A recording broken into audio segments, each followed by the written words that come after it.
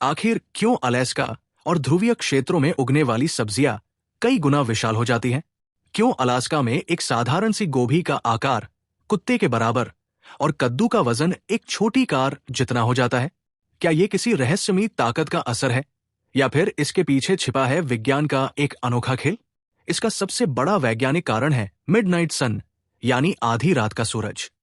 ध्रुवीय क्षेत्रों में गर्मियों के दौरान सूरज लगभग 20 से 24 घंटों तक आकाश में रहता है। आमतौर पर पौधों को रात में आराम की जरूरत होती है, लेकिन यहाँ की सब्जियां दिन रात लगातार फोटोसिंथेसिस करती रहती है। इसका मतलब है कि उन्हें बढ़ने के लिए ऊर्जा की कोई कमी नहीं होती और वे ओवरटाइम काम करके अपनी कोशिकाओं को तेजी से फैलाती है। एक और दिलचस्प वैज्ञानिक कारण वहां की मिट्टी है। अलास्का की मिट्टी में ग्लेशियरों से आए खनिज और पोषक तत्व प्रचुर मात्रा में होते हैं। साथ ही वहां की हवा ठंडी और नम होती है, जो गोभी, ब्रोकली और केल जैसी ठंडे मौसम की सब्जियों के लिए स्वर्ग के समान है। गर्मी के छोटे लेकिन तीव्र सीजन मई से अगस्त में ये पौधे किसी सुपर हीरो की तरह बढ़ते हैं। खेती की शुरुआत की बात करें तो इसका एक ऐतिहासिक मोड़ 1930 के दशक में मतानुस्का वैली कॉलोनी की खोज और स्थापना से आया।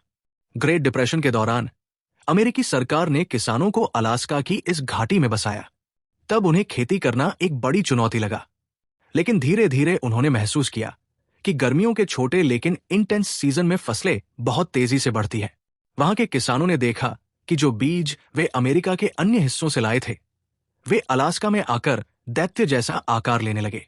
फार्मिंग की बात करें तो यहाँ का ग्रोइंग सीजन बहुत छोटा होता है, मई से लेकर सितंबर तक। लेकिन इस छोटे समय में प्लांट्स इतनी तेजी से बढ़ते हैं कि दुनिया के सबसे बड़े वेजिटेबल्स यही पैदा होते हैं। आज आलम यह है कि अलास्का स्टेट फेयर में हर साल विश्व रिकॉर्ड टूटते हैं। उदाहरण के लिए स्कॉट रॉब नामक किसान ने 138 पाउंड लगभग 62 किलो की भारी भरकम गोभी उगाकर दुनिया को चौंका दिया था। इसके अलावा 2000 पाउंड से ज्यादा वजनी कद्दू और 5 फीट लंबी गाजरें यहां आम बात है।